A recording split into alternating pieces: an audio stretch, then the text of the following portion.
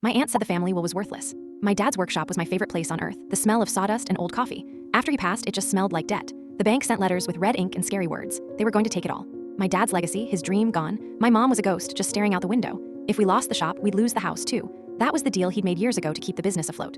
We had maybe a month before we were on the street. My aunt, my dad's sister Clara, came over for what she called a sympathy visit. She looked around our living room at the worn-out sofa with this little pity smile. She said, "You know, your father was a wonderful dreamer, but he was never a businessman."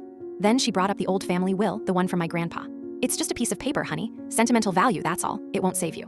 She patted my hand, her rings cold against my skin. Something about the way she said it felt? Rehearsed, too clean, too dismissive. Why even mention it? I couldn't shake the feeling that she was hiding something. I found the will in a dusty box in the attic, tucked under old photo albums. It was typed on a machine I'd only ever seen in black and white movies. I read through it, my heart sinking with every line. Standard stuff. The house to my grandma, some old bonds to my dad and his sister.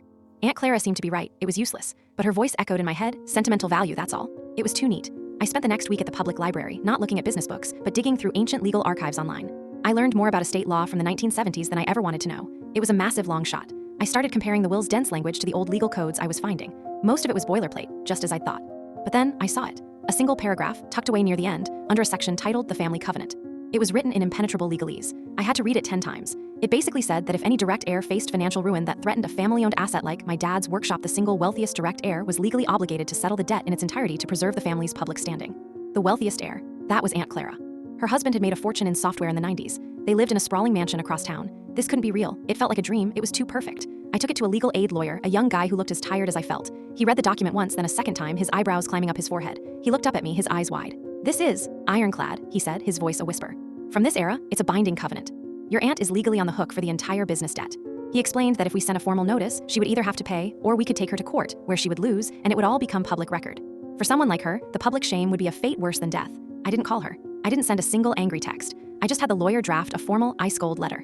It included a notarized copy of the will with the covenant clause highlighted in yellow, and a copy of the bank's final notice for the workshop's debt. We didn't ask for a negotiation. We didn't appeal to her sense of family. It was a simple, legal demand, citing the very document she told me was worthless. We sent it via certified mail. The next 3 days were the quietest, most tension-filled days of my life. My mom and I just sat in the house, waiting for the explosion.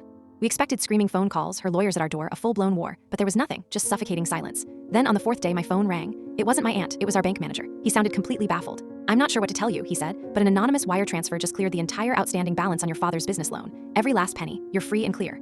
I felt the air leave my lungs in a single, shaky breath. I hung up the phone and just looked at my mom. She was crying, but for the first time in months, she was smiling.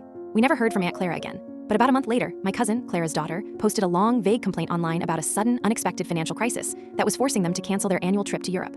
My aunt had to sell a huge chunk of her precious tech stocks to cover our debt. She chose quiet, bitter compliance over public humiliation. I just marked them all, returned to sender.